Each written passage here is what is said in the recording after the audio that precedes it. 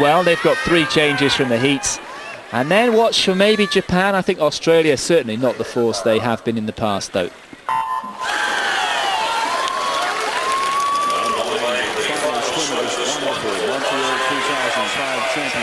Interestingly, for Australia, not one of these swimmers made the individual final on the 100 metres of any of the stroke events.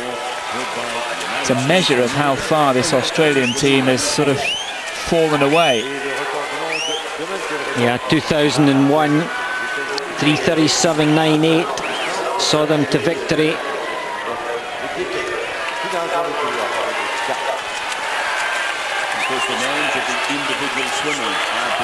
But the Americans, well, Olympic champions on this event, and in the 10 World Championship finals, 8 have gone to United States, 2 to Australia. So what a pressure's on the American team as well, and that they'll only use positively.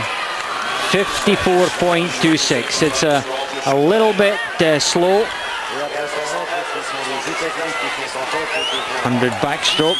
He won in 53.62. His world record is 53.17, so a very pedestrian opening leg for Aaron Pearsall. Let's see what Brendan Hansen's got. Went 53.17, you know, as in the relay to set the world record, so already they're a little bit behind the barn door. United States, Russia and Japan, 1, 2 and 3. Kitajima coming for Japan, the man who finished second to Brendan Hansen at these World Championships, but beat Hansen over this distance in the Olympic Games last year in such a memorable showdown. And Kitajima is not letting Hansen go on this time. He's coming back on the world champion. No, this is going to be a lot closer than the United States had wanted it to be. Indeed, Hansen handing over to Crocker, who only yesterday broke the world record on the 100 fly. Well, that's a nice feeling to have if you're in that team. In for Japan, Takayasu. Watch Marchenko for Russia move up, because he's swam very, very well in the final of the 100 butterfly.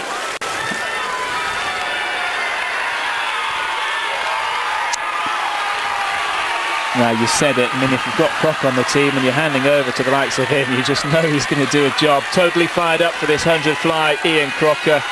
And the engine room of this team, because he's given the United States an unassailable lead as he hands over to Jason Lezak. They're off world record pace.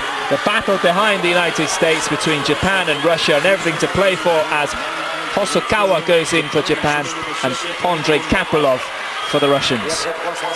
Well, 47.4 from Gary Hall is one of the fastest relay splits from an American. 46.7, of course, went to Peter van der Hogenband. And that's a big ask of Lezak at this stage. Former American record holder on the 100. He's certainly putting everything in. Only 0.88 off the record. It's America absolutely locked on to the gold medal and coming home. Russia battling for the silver medal. That's Kapilov against Hosokawa. But the Americans, 3:31.85 against 3:30.66, just outside the world record. Should wait. The 15th gold deficit championships, Drew. We've had, what, 9 world records and 4 European records, and the championships to savour and remember after 8 days of swimming here in Montreal. I thought that it was going to be strange with the absentees and the retirements after the Olympics, but you know, on the boil are the juniors of the world swimming competition, and some experienced campaigners stood their ground, and it produced fabulous results and very, very interesting racing. What was your sum of the competition? The swimmer of the meet is Grant Hackett. He can't not be, with all the records and the history that he's made this week.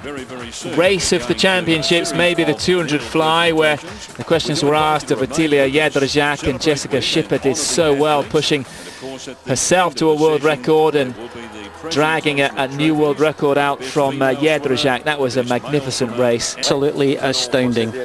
Slovenia and New Zealand disappointedly disqualified in the last event. Gold to United States.